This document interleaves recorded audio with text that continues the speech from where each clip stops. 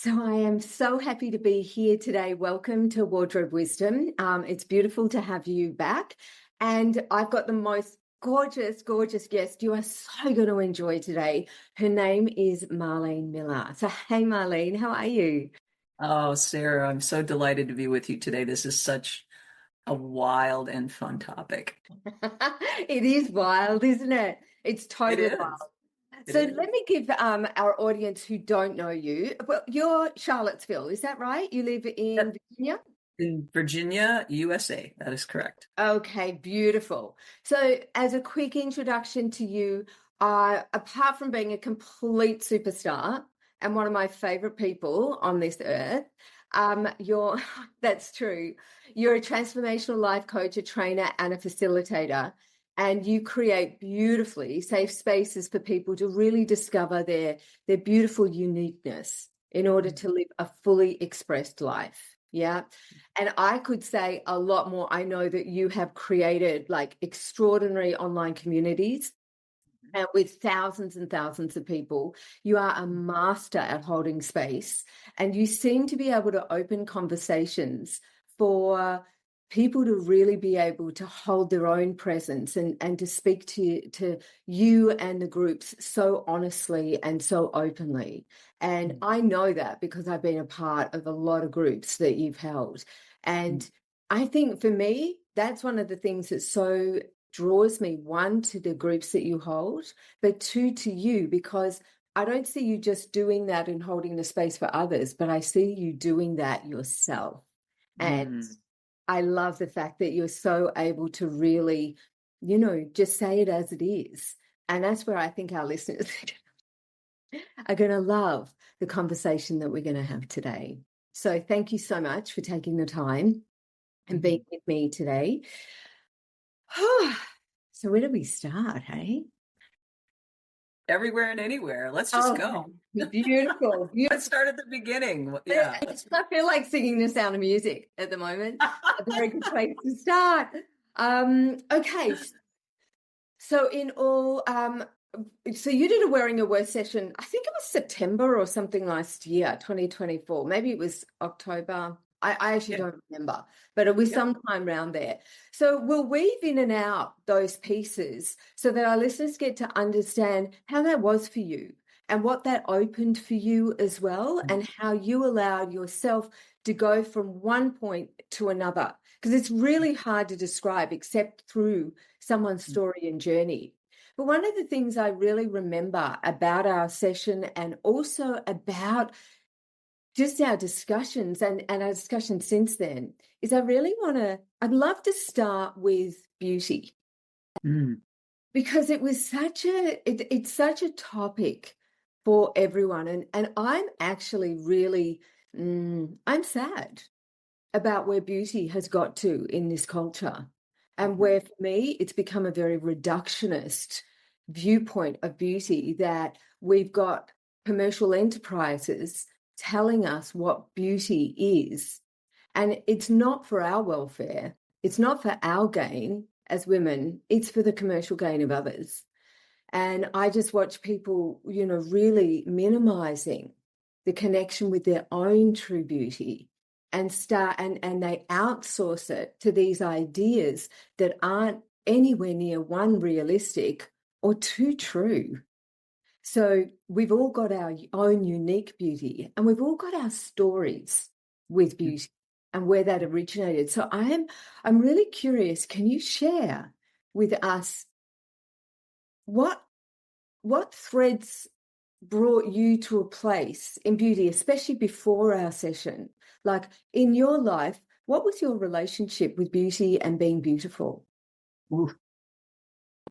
Such a powerful question, Sarah, and one that I have wrangled with a lot over my lifetime. I think the first thing that I want to quantify or qualify our conversation is, to me, beauty always felt very prescriptive. It felt very that there were certain archetypes that one, as a woman, one had to be in order to be considered beautiful or pretty or any of the things that And so in the world that I grew up in, beautiful meant that you were tall. I was not. I'm short.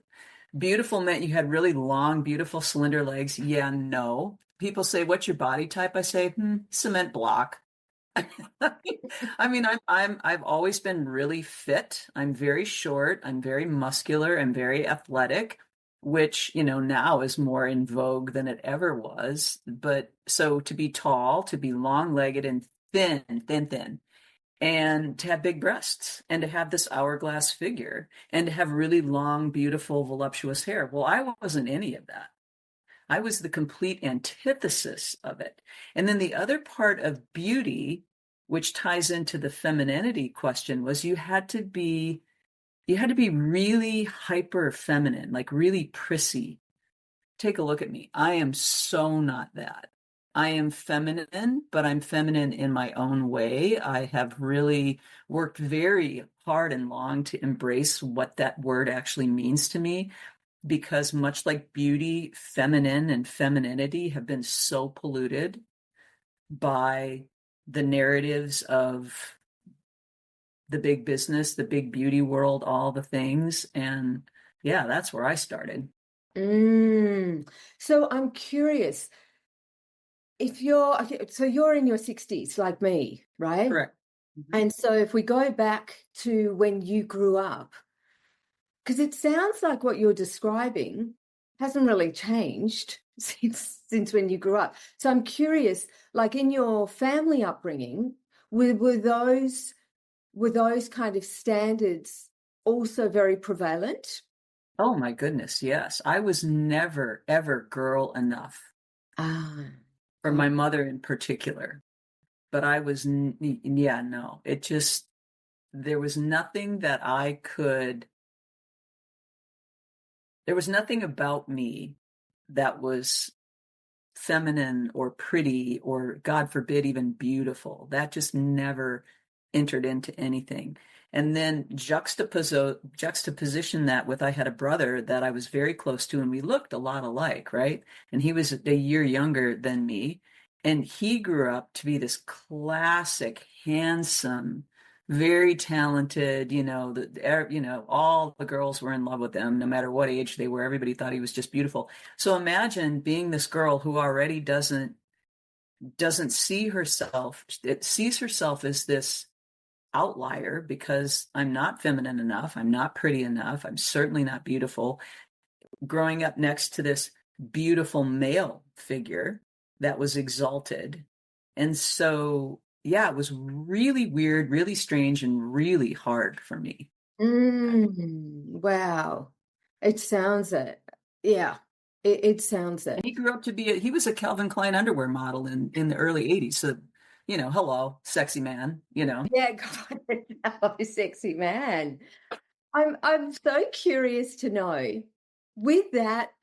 So thanks for giving it, because I just got this real visual of what you were talking about there and the feelings. So I'm really curious, how you feel about that then dictate how you related or exercise your own beauty out in the world?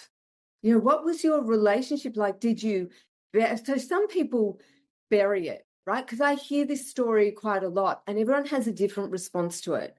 Some people bury their beauty, others go chasing beauty in the form that they think they need to be. So they'll do anything to do that. What happened with you? It was so not even a part of my understanding that what I did was I knew I was a really good person. I knew I was really kind. I knew I was really funny. And I knew I was really talented in my athleticism. And so I really just focused on perfectionism and being the best I could at all of that. Um, and succeeded very well. I mean, I'd never belonged to a clique because I was always an outlier. But the beautiful thing was people just liked me because I never separated people from, well, you're this or you're that. So therefore I could just go anywhere I wanted to socially. and everybody knew me in all of the cliques. So it was great. I never was pigeonholed into anything. And you'll really appreciate this. Probably one of the most shocking things that happened. And I was in high school. It was actually going into my senior year of high school. And I grew up in a small town in Wisconsin, and we had the classic fun festival and the Queen, the whole Miss New Richmond stuff. And I remember I worked at a pharmacy, and the owner of the pharmacy said, Marlene, I would really love you to run for Miss New Richmond. I'd like to sponsor you. I just cracked up laughing. I just died laughing. And then he kind of looked at me like, what's so funny? I said, oh, I'm really sorry, Mr. Tubbs, but there's no way I can run for Miss New Richmond. He said, look at me, I'm not a queen. I really appreciate you asking me, sir, but I can't do that. And so he says, well, that's a shame. And then it kind of dropped.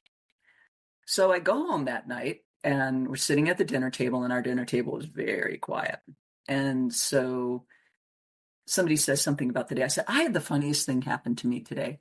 Mr. Tubbs asked me to run for Miss New Richmond. Everybody stops. Not a fork moved. And everybody's looking at me. And my brother says, and of course you said yes. And I looked at him and I cracked up laughing. I said, and of course I said no. Why would I say yes? Do I look like a queen to you? And he said, hello, Miss Congeniality. And he was mad. He was mad. He said, I can't even believe you said no. So then I sat there, and then no one said anything. And the rest of the dinner was painfully silent. So we all went out about our lives. And the next night, we're sitting at the table, and my father announces, and this is how it went in my house, you will be running for Miss New Richmond, and his company was going to be sponsoring me, and I will be your escort. Wow. Wow. Just kill me now. Just kill me now. Kill me dead. What am I, come on. Yeah, got it. Wow. And so did you run for Miss? I did run, and I did win Miss Congeniality. Oh, wow. Got it. And so all summer long, I was on the back of a float in a long dress and a tiara, traveling all over the area that we lived in. And in every single town, I knew people, and people knew me. Why? Because I played sports. We traveled to all those places to play sports. And every time we would go, people were like, hey, Marlene. I'm like, oh, hey, Tom. Hey, Mrs. Miller, hey, whatever. And people are saying, you're so Miss Congeniality. I said, well, I just know people. I mean, I'm just friendly. Oh. So it never occurred to me that. Yeah, okay, well, thank you. And I'm so happy to hear that story, because it's like, that's quite the story, actually. That really is quite the story.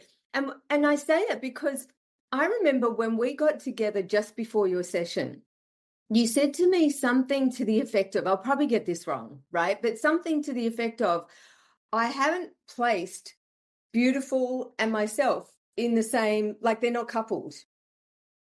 And I'm really curious about that, because also what happens, and for our listeners, what happens in a session is there's a lot of trying on clothes, is there not? Yeah, when you said we sat down, and then you said, okay, now pick up your computer and we're going to your closet. And I said, oh, we are so not doing that. And you said, oh, we so are doing that. And I said, you're just going to laugh. You said, no, this is the whole part of it. You're going to show me your clothes. Oof, okay. You don't want to see my clothes. I know. I'll show you my clothes.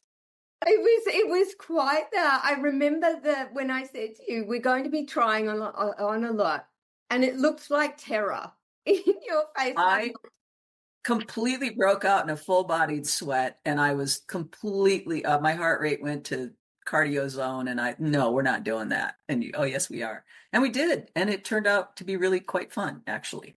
Yeah, well, I know you were singing and kind of dancing by the end. It was fantastic. I was. It was absolutely fantastic. And what's interesting is what I'm hearing from you is that both beauty and then also the feminine was something that you kind of put aside and said that's expressed through others and not me. Correct. Yet, when we got into your wardrobe, we actually found something different. And that was really, and I think what's really interesting is that so often we have these views that are shaped early, and you've given us such a beautiful snapshot of those early shapings of both beauty and all. And you've touched on feminine as well, and then, like, you know, with the new the Miss New Richmond as well, and the Queen, and how so early we make these.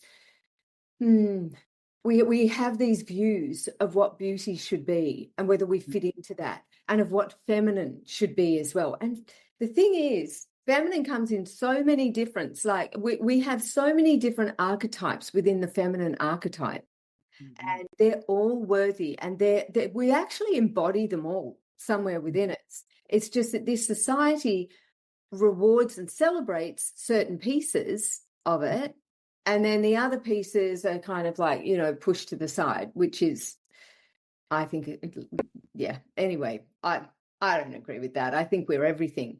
But what's really interesting is, I wonder if we could just explore a little bit about your style essences, because it'll help us explore where some of those pieces. Normally one style essence is totally hidden. That's what I find with everyone, right? We have three. And for those of you listening that don't know what style essences are, is we have three unique sensory creative characteristics that make up, that are informed from the essence, like our soul, of who we are, in who we want to express in this world. And the way I often term it is, we are each one in 8 billion people. And we have our own energetic frequency within that. No one else has the same energetic frequency as you, Marlene. No one ever has, no one ever will. You are as you are. So does it or does it not make sense that that energetic frequency that you hold and embody would have your own unique way of expressing that, both in what you do, but also in your body and your physical expression of your body, and then also how you match that frequency with your clothes. So that's why we look under all of the programming that we talked about before, and we come into your essence. But normally one essence is hidden. One's normally pretty obvious. And then the second one kind of sits on the borderline. And then the third one's like, oh, no, that's not me. So I'm wondering if you'd be up for sharing your essences, and we can just explore which ones were really obvious and why that might have been, and then which ones were less obvious to you. Sure. Well, the first one that was so obvious to me was playful, because I'm a really playful person. I laugh all the time. I've been told that I'm the laughiest person that people know, because I laugh at everything, and I don't just go, ee. I mean, I laugh hard, right? So playful, that didn't surprise me. And playful to me means, even when I was buttoned up in corporate America, I would wear these really funny, inappropriate socks. I remember, I remember those. They were fabulous. Right?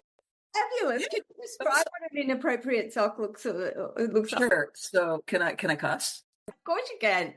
Okay, so here I am all buttoned up, and I'm giving this presentation, and I had on a blue shirt and black slacks. And as I was sitting, my dress pants came up, and you could see that I had my socks pretty much matched my shirt. And so I go back and I sit in the gallery, and one of my colleagues says to me, "You're so fabulous, and your socks even match your shirt." And I said to her, "Do you want to see my socks?" And she looks at me like, "What?" I pull up my pant leg, and it said, they were blue and they had flowers on it, and it said, "Carpe the fuck out of this diem." She starts laughing hilariously. Then everybody's looking at us, trying to figure out what's going on, and she can't even speak. Now we're in a meeting, right? So, and it's a formal board thing, and it was hilarious. So then by the end of the day, everybody knew my socks were, including the board. They had to see my. I love that. I totally love that. And yes, that's so much your playful essence, right? And that so so obvious. And the other playful thing, which was, and so my other essence is sexy. So, who knew? I first got introduced to that in my 20s, when an older friend of mine gave me a Victoria's Secret gift certificate. And I just laughed and I said, "I don't wear that. wear that kind of stuff. She said, do yourself a favor, do me a favor. This is your birthday. I didn't pick it for you. Just go and pick out some really sexy panties and a sexy bra. Just start there.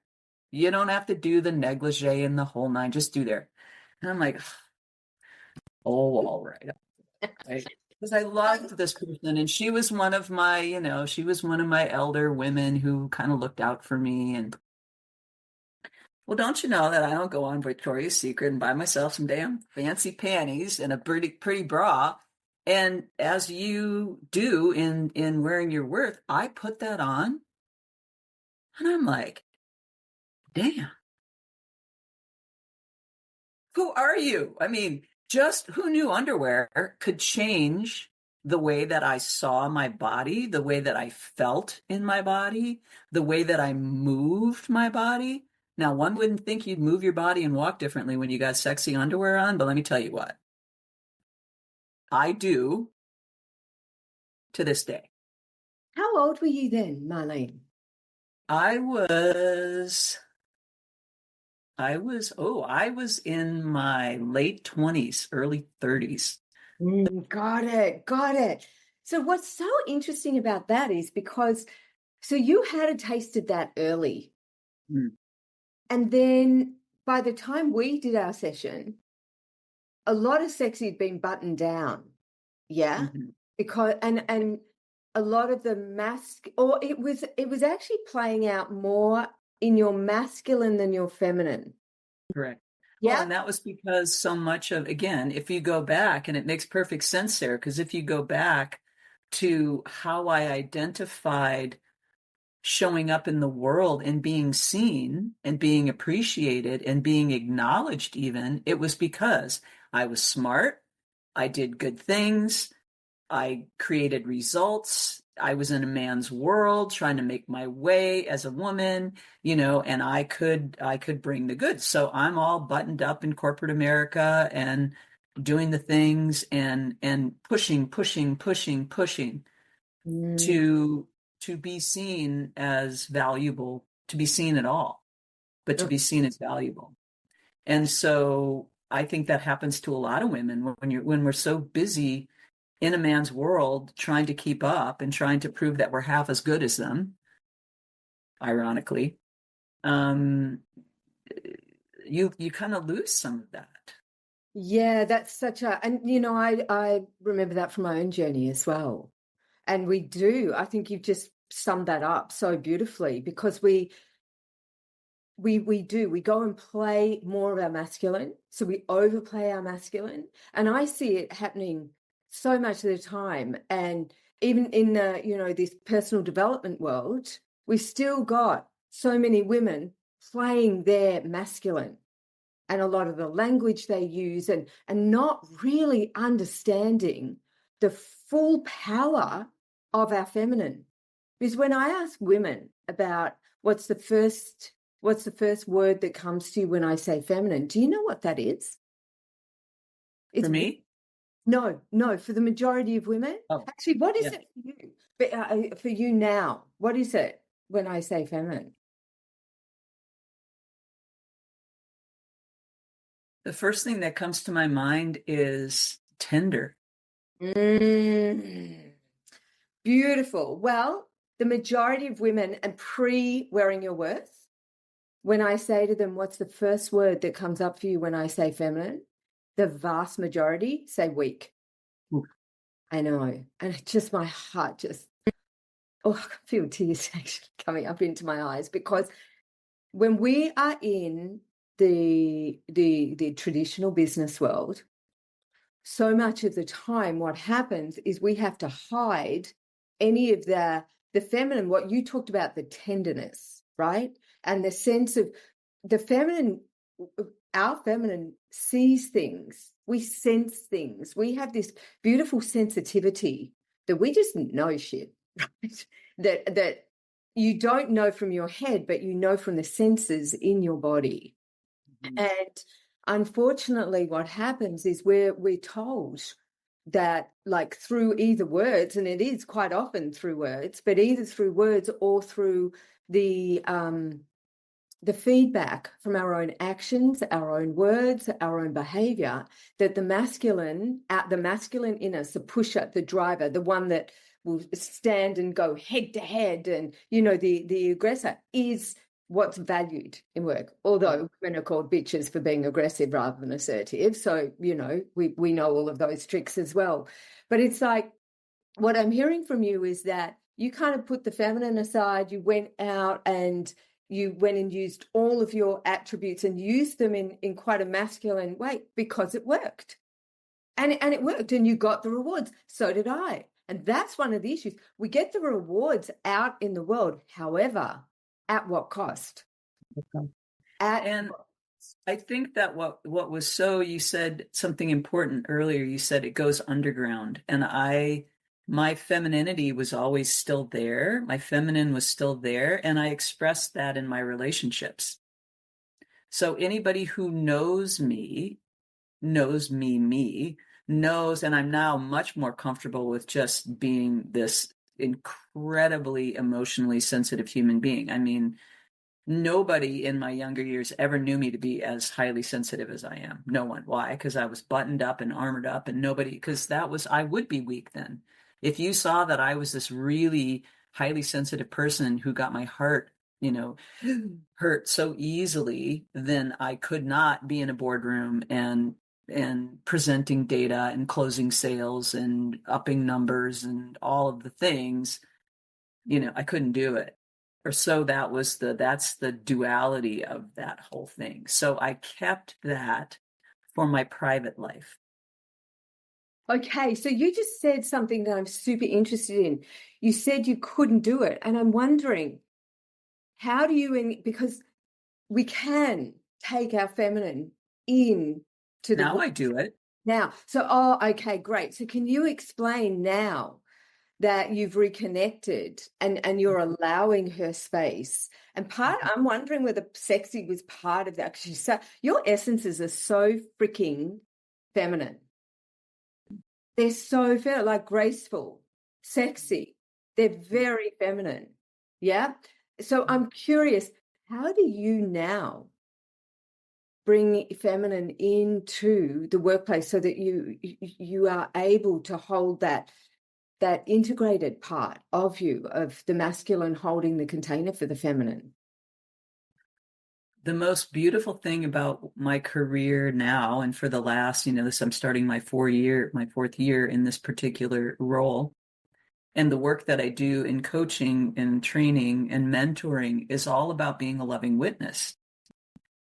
So it has to come from the gifts of my high sensitivity, the fact that I'm an empath, the fact that I can feel and sense truth, even if it isn't coming out of someone's mouth. I can hear what's being said, even if it's not being said. And then I can gently bring it in with a question or an observation, something like, I'm really sensing XYZ. And the person goes, ooh, and tell me if that's right, if it's wrong, but I'm sensing that. Did I get that right? Yeah. And then it unlocks that other thing. And the other part of it is, now I'm a wise elder. I get to be the matriarch. I get to be the mama bear. I get to be the protector of all people. And people have asked me though, and when I think back about my career, people always ask me, why are you so successful with people? I was a teacher, I was a coach, I was a manager, I was all the things, right? Why are you so successful all the time? And I would just smile and I would say, because I just love people. If you ask me what I do, I just love people. And I do. I listen to them. I see them. So the most loving thing anyone can experience in their life is to truly be seen and to truly be heard, and then to feel truly held in that vulnerability or in their truth or in their whatever.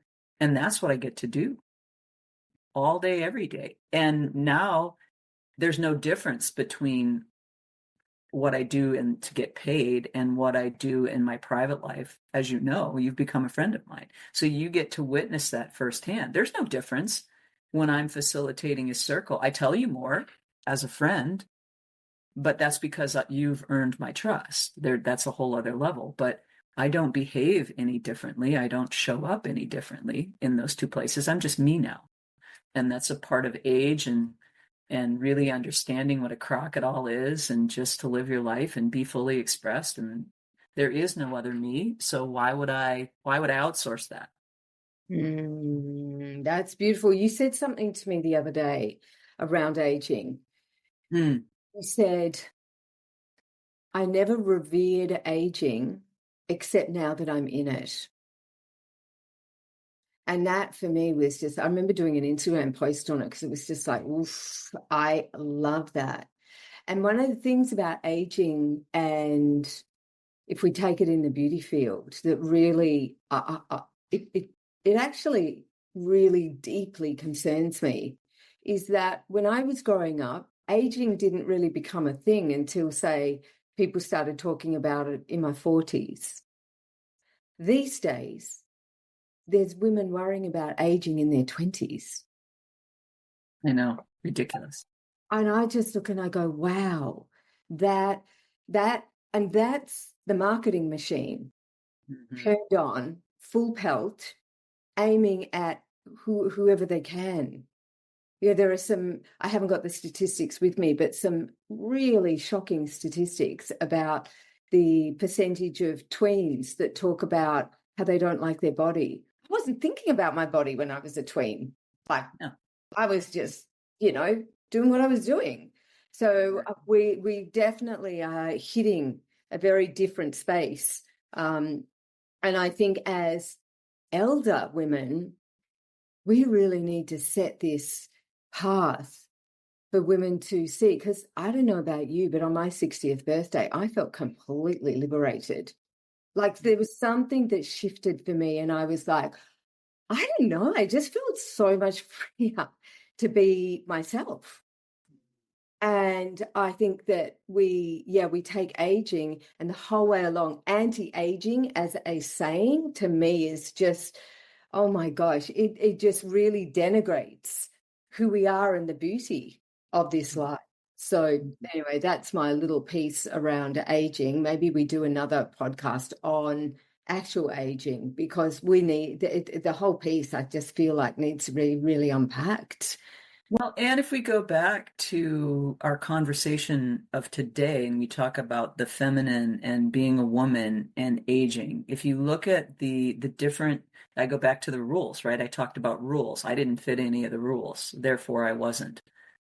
If you talk about the rules of beauty as it pertains to a man aging, a man just gets sexier as he gets older. He gets gray hair, he's hot. A woman gets gray hair, she's old.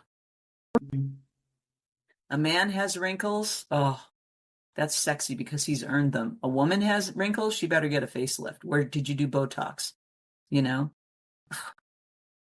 And then it's the whole gravity thing and the whole body image thing and the whole, it's so stupid. Again, it's just complete double standards and it's completely wrong. There is nothing more beautiful, I think, than anyone, but particularly a woman who is an older woman who is just exuberant in who she is and has this joie de vivre and this life force and is, that to me is true beauty. That's beautiful. Absolutely. And I think what I'm hearing from you is that that woman who is so connected with who she is, yeah, that radiates out in such a, oh my God, it's palpable, right? You can feel it. Completely. When a woman is completely aligned and grounded in herself, to me, that's beauty. Me too. Because then anything that comes from that comes from a very grounded place, comes from a very loving place. And you don't even have to talk about willpower or taking care of yourself because you're so grounded in your being that taking care of yourself is all a part of self-love, is all a part of self-care, because if you weren't grounded, then that would never occur to you. But if you're completely grounded and solid with who you are, of course self-care is going to be a part of that. They're Mm, inseparable. yeah, 100%, And it's 100%. not anything you chase. It's just something you do because you desire to feel good. You desire to look good. You desire to feel comfortable in your body. You know. So I'm curious to know, has this been a part of your life for a long time? Like, so let's hear your journey of how you got to where you are in yourself now. What some of the pivotal pieces, like say in really reclaiming that feminine, and what some of the pivotal pieces has been for grounding in you and your own self-care?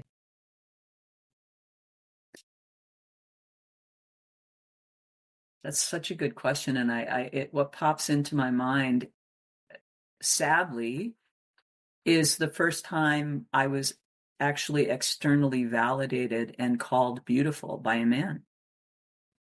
Can you take us through that? That's Hmm.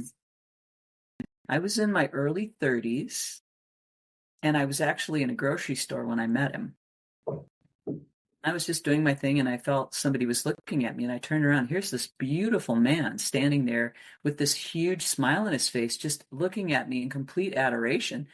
Sarah, I literally turned around to see if there was somebody else behind me because I couldn't believe that he was looking at me like that. No kidding. And we just had this thing. And he said, he just smiled at me and he said, "Well, hello, beautiful. I don't know what's happening here." So I quickly got whatever I got and scurried away. And then, the rest is history because we ended up falling madly in love. And to this day, he still is the love of my life. But yeah, that was Wow. the first time. That was the first time. Anybody ever looked at me like that or said, "You're really beautiful. You're just so beautiful." So what I'm hearing is there were words, but you said, what I heard you say was, looked at me like that. So felt his, you felt him behind the words. So it might Correct. being down a And I street. felt his energy before I turned around and saw the look on his face. Mm. So I felt the energy and then I turned around and then I saw the look on his face, which is why then I turned around to see if there was somebody else. But it was hilarious because I was standing in front of vegetables. So there was nobody but vegetables behind me. And he You wasn't really talking about those onions, do you? how apt, right? That you turn around and there was no one else there but vegetables. I just love that. So what I'm hearing from that, so tell me if I'm wrong, is that someone saying that to you was foreign to you, Completely. like Never something heard that it before. you know. I heard I was cute. I heard I had a nice body. I heard I was, wonderful and lovely and all the things that describe my personality, but never had anybody use the word beautiful and me in the same sentence or Mm, about me. yeah, got it. Okay, beautiful. Thank you so much for sharing that. That sounds like a really, just watching your face as you said that too, it sounded like a really powerful moment and an opening. An opening. It, yeah, it really opened so much. That's when I really started to take off the pieces of the armor that I had put up to keep my sensitivity hidden. Mm, He helped me see that that was not necessary. And then I just could be more of me, which is pretty soft. beautiful. Beautiful. Armor is such a great word, right? Because Mm, it's so, and we armor up in lots of different ways. Yeah. absolutely. We can do so with our words. We can do so with our, kind of looks that we put on. And what am I trying to say? I know for me that stern look can be such an armor, and there's so much going on inside. It's actually losing our honest voice. Yeah. Absolutely. And Yeah. and really, if we're really honest about it, and this one hurts because I value integrity a lot, but when we're not fully ourselves, we're out of integrity. Yeah. Yeah. And 100%. until I put those two pieces together, Yeah. And you know what I find is most of the time people don't know that they're not themselves because they're so conditioned into the programming mm, that they think that's who they are. This is what I hit when I go to people's wardrobes, and I will say, say pull out some of your favorites, and they'll pull them out and they'll put them on, and there's a complete misalignment. mhm, Bit like, because what I was hearing about that story of that man who said, hello, beautiful, you could feel the sincerity of what he was saying. Yeah. And so, a bit like guards, I mean, one of the perfect places that we can talk about guards are our clothes because they act as armor, was the word you used. They act as armor. And a lot of the time, we don't realize until we're awake to it that we are embodying armor every single morning. We're in clothes that we've just been conditioned to say, well, this is what makes me fill in the blanks, powerful, beautiful, sexy, whatever it is that we deem attractive, that we think we need to wear, right? mhm, And it's not until we don't know that we're out of integrity with ourselves until we actually get in there.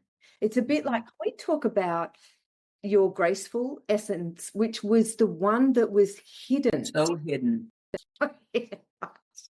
So hidden. Because remember that Miscongeniality movie with Sandra Sandra? Bullock. That's the way it that's what I could relate to. Like graceful, I think of graceful as this, again, long legs, flowing walk. My mother used to always say I walked like a truck driver or a wrestler. Those were her two favorite things to say. You walk like a truck driver. You walk like a wrestler. Oh, really? I do. I didn't even, what it's utilitarian. I'm moving. I'm moving from here to there. I got places to be and I'm short. I got to push, right? So graceful was another one of those foreign words. I was thinking ballerina. I am so not a ballerina. And yet you helped me understand graceful in a completely different way. So how is that for you? Like tell me about graceful, if you can say more to that for you. It's less so for me. I understood graceful as kind of this mechanical thing, ironically, again, how one moves through the world. But now I understand graceful from a place of having grace for oneself. Mm. And it goes back to that tenderness and care again. And the way that I move through the world. Do I move through with intention and with purpose? And am I plowing through like a truck driver, or am I moving in a Mm. more fluid, I keep doing that. I keep doing this because that's what it feels like to me. It feels very soft and very flowy instead of this rigid go. Mm. So I'm curious because you're graceful when embodied in clothes, right? I remember came out very much as the feminine and the flowing and the soft characteristics. Mhm. And when you were in that, so when graceful was present, your hands would start to move differently. Yeah. And your I overall would walk differently because I yeah. also had different shoes on. I had, shoes with heels on it or boots with heels on it, really pretty boots with heels on it that make you walk very differently. You can't go clomping around in boots with heels on them, in Mm. sexy boots with heels on them, because that don't work. Yeah, absolutely. And you came alive, but I remember it was this sense of graceful. And even though Mm. you had, it wasn't just, remember there was a black top with soft floaty sleeves. Yes, it had big scallopy, flowy sleeves. Yeah. And then the beautiful cashmere sweater that's long, and it made me feel like a superhero with my cape. Yes, yes, and look at the way you're moving now. It's like that. So that's the interesting part, right? Is that those parts in us that we don't know that we've hidden. And what you described is that, like, when we first started working together in the session, it was very, you looked at dressing like a utilitarian's a really good word. It was like a very, Means to an end. pardon? A means to an end. A means to an end. That's a great way of putting it. And once we got in there, though, and that's a very masculine override. Mm. It's like, I've got a goal. Okay, what do I need to do for this? Boom, boom, boom. And so many people, women, dress like allow their masculine to really drive their dressing because it's like, right, I've got places to go, I've got people to see, blah, blah, blah, blah, blah. And especially those women who are shutting down on some of their feminine. But what I noticed was when Graceful came in, and for the listeners, it's not me overriding and saying to Marlene, where's your Graceful? No, there are hundreds of style essences. And literally, as we go through the process, they start to show themselves. Yeah. And you can see Marlene's face now. It's like they express themselves, and we know when we've hit on it. How does it feel for the listeners? How does it feel when you hit on one of your essences, like when one of them becomes present? How did that feel for you? For me? Yeah, for you. Mm. You had me do something really fun, Sarah. You asked me every time I would put something on, you would say, okay, do you feel playful? Yes. Do you feel sexy? No. Okay. Without changing anything, what could you add or take away from this outfit right now that would make you feel sexy? Hmm. And then what did I do? I went right to the jewelry box and put on this beautiful, long, flowing necklace that I had. And then you said, now do you feel sexy? Yeah, I do. Mm. So it was the questions when you what do I want to feel most? If I want to feel most graceful, then what I'm going to go to my closet and pull out are the flowy feminine blouses that I have. Even the shirt, it's my favorite color, and it's my favorite shirt because it's silk. And it just feels so sexy and so graceful. It's not flowy, but it's a texture thing for me, and it's the color for me that then allows me to feel that, and I feel like I'm expressing that Yeah. essence. And That, it's just a yeah, blouse. And it's just a blouse. yeah. Funny how a blouse can allow you to do that. And that's so beautiful, because what you're describing is, once we found your style essences, being playful, sexy, and graceful, then there is that process. And it's so easy, right, to get into, and do I feel this? Do I feel that? Do I feel that? And your essences will be totally unique, totally different to anyone else's. And the way that you experience those essences will be different to anyone else's. Mhm. But I just loved, it was so beautiful watching Graceful come through. And when sexy and playful were combined, there was like this sassy, it was such a fun session. But I think that the Graceful one always stands out for me because it's the ones that we have no idea are going to arrive. And that's Mhm. because it's our soul bringing them through. It's not our head. If we'd left that to your head, it would have appeared that your essences were something different. Mhm. And that's where it's so important that we don't. I often say to people, dressing for our personality is a recipe for disaster, because our personality is where we hold all the programming happening and all those pieces. Yeah. So I'm curious, as far as when you get dressed each morning, have you noticed a difference? Like when you're in your essences, how does that feel compared to when you're not, for you? Night and day. So it's winter now, and it's been cold. So even yesterday, um, I was on camera, and it was an important thing. So even though I was wearing a turtleneck sweater, it was a black turtleneck sweater, and it fit, and I felt graceful. I had playful socks on, and I had sexy panties on. Mm.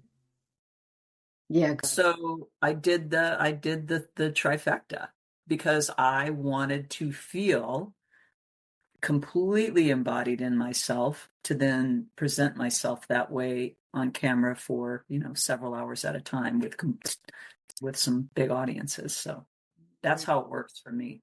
Yeah. And if it's just a regular day and I'm not going to be on camera, then I'm probably going to side on the side of playful always. I'll put a cozy sweater on. I'll put it something. I go cozy, but then I feel more playful. Yeah.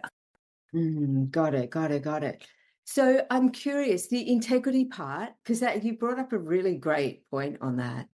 And just on what are some other ways that you keep yourself like attuned to when you're in integrity, even in conversations and things like that? What are some of the other ways that you use to really hold yourself? Well, I've had the universe has given me a lot of opportunities to do this. Funny thing over the last, couple of years, but particularly over the last year. And I have found that asking myself, number one, what is true for me? Because if I'm trying to evaluate if somebody else is out of integrity or not, well, that's not my business. That's not mine. And then I'm just judging. So first of all, to come back to center and stay completely in this, what is true for me? And how do I need to be present in this to not only hold that truth for me, but also express that? How do I then express that truth in the most kind, direct, clean language way so that there's no miscommunication? It's crystal clear what I mean, but it's not out of reaction. It's out of a place of, okay, this is my integrity, this is my truth, capital T, and What's your advice for women in, say, in the workforce, or even if they've got their own business and they're dealing with other people and also dealing with potential workplaces that are more based in the masculine sense? What's your advice for really being able to hold your full power, which includes and predominantly that true queen within you, that that real feminine power, which she is powerful. to not be taken out by the urgency of someone else's lack of strategy. So, what that means, that's a whole lot of words. What that means is when presented with that, in holding, I say, I understand that's what's going on, and until there's clarity and direction, we're holding. I'm not moving forward with anything until I am in full integrity because it's my name that's going out on this, and I'm not rolling anything out until there's clear commitment and there's a strategy. And then it gets heard by, ooh, okay, well, and I wasn't angry. I wasn't threatening. I didn't make a request. I just said, okay, I honor that there's no clarity here, but until there is, nothing's moving forward. Got it, got it, got it. And is that different to how you would have used to have managed Oh, that? yeah.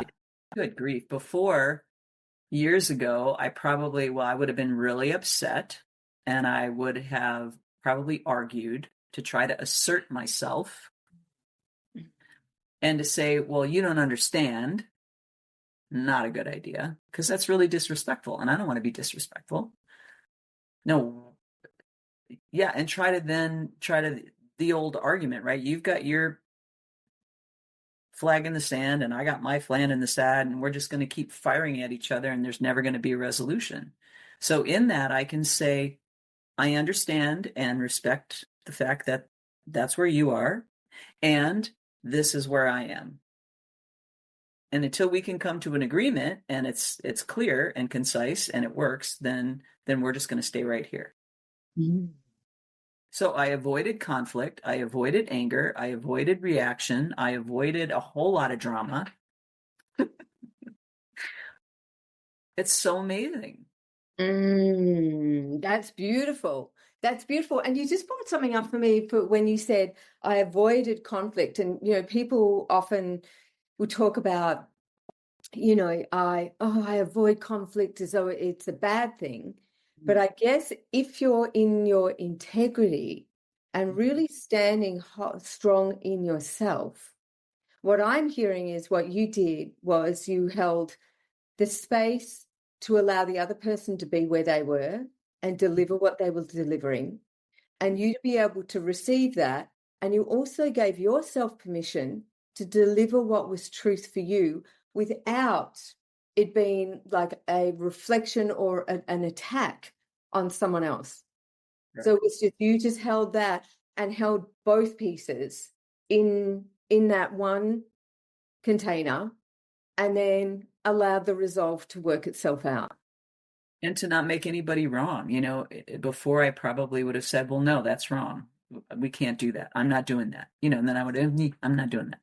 Well, in a sense, I said I wasn't doing it, but I said it in a very loving way. We're just going to pause then. I'm just going to wait for further instruction, which actually sped up the process. And within 24 hours, I had to go. Yeah, got it. Got it. I think that's such a beautiful example.